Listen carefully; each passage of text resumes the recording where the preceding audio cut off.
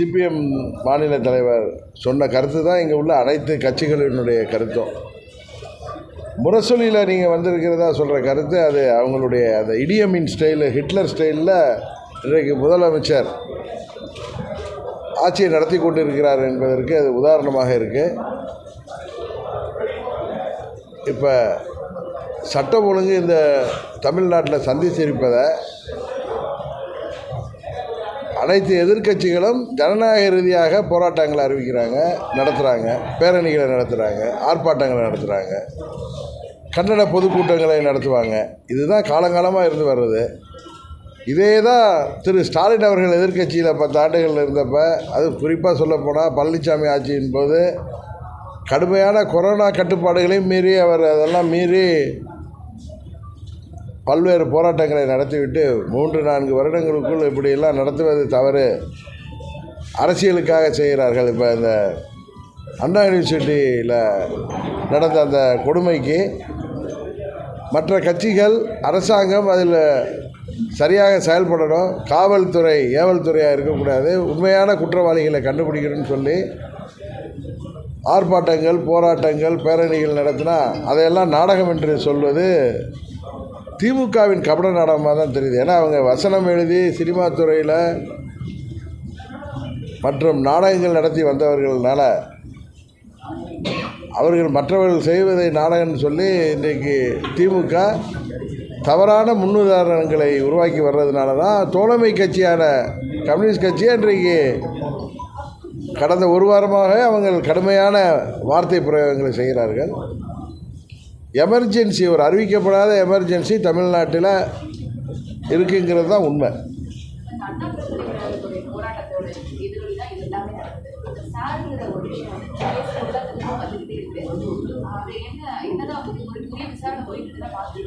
இல்லை, சாரை பற்றிலாம் எனக்கு ஒன்றும் தெரியல. ஆனால் அரசாங்கம் ஏன் இதில் ரொம்ப அச்சமடையுது, ஆளுங்கட்சி இதில் அச்சமடையுது? ஏன்னா அந்த ஞானசேகரன் திமுகவை சேர்ந்தவர் அப்படிங்கிற கருத்து தான் எல்லார் பக்கத்துலேயும் சொல்லப்படுகிறது. அவங்க திமுகவை சேர்ந்த மாவட்ட செயலாளராக இருப்பவரும் சரி, அமைச்சர்களும் அதை மறுத்தா கூட அவர் திமுகவுடைய நெருங்கிய தொடர்பு உள்ளவராக தான் அந்த கோட்டூர்புரம் பகுதியை சேர்ந்த பலர் சொல்கிறார்கள். இதில் திமுக இவ்வளவு கெடுபடியாக இந்த ஆட்சி இருப்பதற்கு காரணம் என்னவென்றே தெரியவில்லை. இது ஒரு ஆட்சியின் செயல்பாட்டுக்கு நல்லதல்ல. இதுதான் திராவிட மாடலில் இப்படி முதலமைச்சர் எல்லாத்தையும் பூனை கண்ணை மூடிக்கிட்டுனா ஊர் இருண்டு போய்ட்டுங்கிற மாதிரி இந்த அவங்களுடைய செயல்பாடு இருக்குது. காரணம் 3.5 ஆண்டுகளாக ஒரு சரியான செயல்பாடு இல்லை என்பது தான் உண்மை. சட்டம் ஒழுங்கு இன்றைக்கு எப்படி இருக்கிறது என்பது கேள்விக்குறியாக இருக்குது. இங்கே காவல்துறை ஏவல்துறையாக பயன்படுத்துகிறாங்க, அதான் உண்மை.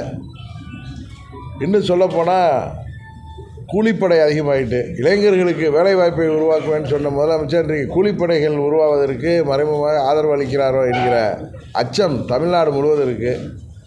முதலமைச்சருடைய குடும்பத்திற்கு மாத்திரம்தான் இன்றைக்கு பாதுகாப்பு இருக்குது, வேறு யாருக்கும் பாதுகாப்பு இல்லை. ஏன்னா 5000த்துக்கும் 10,000த்துக்கும் இந்த போதை மருந்துக்கு பழக்கத்திற்கு ஆளானவர்கள் கூலிப்படைகளாக கொலை செய்கிறது. குறிப்பாக 25 வயதுக்கு உட்பட்ட இளைஞர்கள் இன்றைக்கு தமிழ்நாட்டில்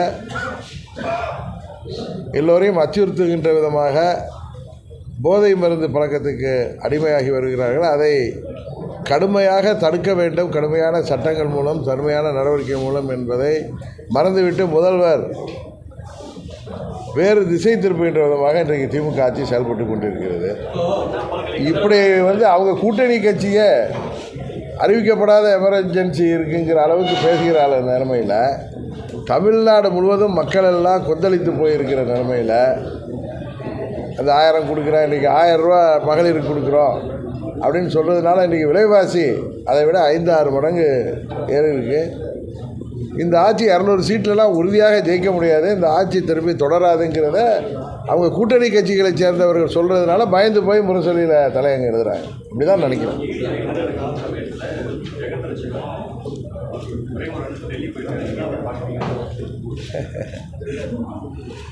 உங்களுக்கு திமுக பற்றி தெரியும். ஒரு பக்கம் அவங்க மேடைகளில் பேசுவதா, அடுத்த பக்கம் போய் மறைமுகமாக பின்புறமாக போய் கதவை தட்டி எங்கள் சமாதானம் பேசுவதும் அது திமுகவுடைய ராஜதந்திரங்கிற பேரில் அவங்க இது மாதிரி வேலைகள் செய்வார்கள். ஆனால் எனக்கு தெரிந்து அவர்களுடைய இந்த பித்தலாட்டங்கள் ஒன்றும் பலிக்கப் போவதில்லை.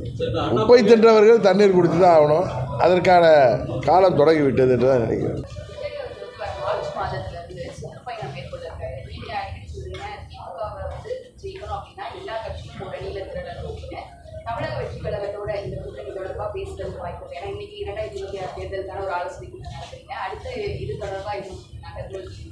இந்த கூட்டம் எங்கள் கட்சியுடைய செயல்பாடுகள் வளர்ச்சி பணிகள் குறித்த கூட்டம். இது மாதிரி ஊடகத்தை சேர்ந்த நண்பர்கள் கேட்குறப்ப நான் சொல்கின்ற கருத்து தான். அது ஏதோ அன்றைய ஒரு நாளைக்காக சொல்கிற கருத்து இல்லை. எங்கள் பொதுவாக அம்மா மக்கள் முன்னேற்ற கழகத்தின் கருத்தை அம்மாவின் தொண்டர்கள் அனைவரும் ஓரணியில் திரண்டு, அதுக்காக ஒரே கட்சியாக இருக்கணும்னு அவசியம் கூட கிடையாது, ஓரணியில் திரண்டு இன்றைய சூழ்நிலையில் இந்த பணபலம் மிக்க ஆட்சி அதிகாரத்தில் இருக்கிற திமுக என்கிற தீய சக்தியை வெல்லணும்னா தேசிய ஜனநாயக கூட்டணி தான் அதற்கு சரியான ஒரு தீர்வாக இருக்க முடியும். அதில் திமுகவை தொடர்ந்து ஆட்சியில் விடக்கூடாது என்று நினைக்கிற அனைத்து கட்சிகளுமே, நான் இந்த ஒவ்வொரு எந்த கட்சியுமே குறிப்பிட்டு சொல்லவில்லை, அனைத்து கட்சிகளுமே தேசிய ஜனநாயக கூட்டணிக்கு ஆதரவாக இருக்க வேண்டும் என்பது தான் அம்மா மக்கள் முன்னேற்ற கழகத்தின் கருத்து. அதை தான் நான் சொல்கிறேனே தவிர எந்த கட்சியோடையும் நான் தொடர்பு கொள்ளவில்லை. திமுக எம்பி கனிமொழியுடைய பிறந்தநாளை முன்னிட்டு சென்னை முழுவதுமே 2026 ஐயன் கைத்தடியோடு அரியணை ஏற வருகிறான்னு சொல்லி போஸ்ட் போட்டிருக்காங்க. ஐயன் கைத்தடியோடு அரியணை ஏற வருகிறார். யார் வர்றாரா? கனிமொழி. அதை பற்றி நீங்கள் திரு உதயநிதி ஸ்டாலின்ட்டு திரு முதலமைச்சர் மு.க. ஸ்டாலின்ட்டு தான் கேட்குறேன். திமுக கூட்டணியில் ஃபர்ஸ்ட் விடுதலை சிறுத்தைகள் ஆட்சி அதிகாரத்தில் பங்குன்னு ஒரு கோரிக்கை வச்சாங்க. அது ஒரு சலசலப்பாயிடுச்சு. இப்போ கூட்டணி கட்சியான முக்கியமான கட்சி சிபிஎம் அறிவிக்கப்படாத ஒரு எமர்ஜென்சி அப்படின்னு சொல்லியிருக்காங்க. ஸோ இந்த ஒரு சலசலப்பு இன்னும் அதிகமாகுமா? இதே மாதிரி இன்னும் பிரச்சனை தேர்தலுக்குள்ளே வெடிச்சு அந்த கூட்டணியில் எதுவும் பிரச்சனை ஏற்படுறது வாய்ப்பு இருக்கா?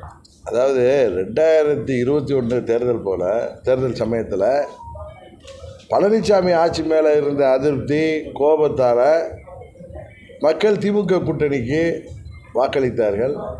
அந்த தேர்தலின் பொழுது திமுக சொன்ன வாக்குறுதிகளில் முக்கியமான வாக்குறுதிகள், அது விவசாயிகளாக இருக்கட்டும், அரசு ஊழியர்கள், ஆசிரியர்கள், தொழிலாளர்கள், போக்குவரத்து தொழிலாளர்கள், மருத்துவர்கள், வியாபாரத்தில் உள்ளவர்கள், நெசவாளர்கள், தொழில் செய்பவர்கள் என அனைத்து மாற்றுத்திறனாளிகள் என அனைத்து தரப்புக்குமே அவர்கள் சொன்னதை செய்யவில்லை என்பதை உணர்ந்து கொண்டு திமுகவை கூட்டணியில் இருக்கின்ற பட்சத்தில் அந்த திமுக தோற்கப் போகிறது உறுதியாகிவிட்டதுனால தான் இந்த சலசலப்பெல்லாம் உண்டாயிருக்கு. இந்த தேர்தலில் உறுதியாக திமுக என்னதான் பாராளுமன்ற தேர்தலப்போ பணநாயகத்து மூலம் அன்றைக்கு மக்களை ஏமாற்றினார்களோ, ஏழை எளிய மக்களை அதுபோல் ஏமாற்ற முடியாது. அதை தாண்டிய வெறுப்புணர்வு அவர் மேல் வளர்ந்து வருகிறது. அதனால தான் நான் திரும்ப சொல்கிறேன், தேசிய ஜனநாயக கூட்டணியை பலப்படுத்துவதன் மூலம் திமுகங்கிற தீய சக்தியை 26 தேர்தலில் வீழ்த்துவதற்கு அதுதான் சரியான வழி. அதற்கு அனைத்து இயக்கங்களும் யோசிக்க வேண்டும் சொல்றேன். பாதகம் செய்பவரை கண்டால் நாம் பயம் கொள்ளலாகாது பாப்பா. மோதி மிதித்து விடு பாப்பா, அவர் முகத்தில் உமிழ்ந்து விடு பாப்பா. அண்மை செய்திகளை உடனுக்குடன் தெரிந்து கொள்ள இணைந்திருங்கள் எம் நாடு தொலைக்காட்சியுடன்.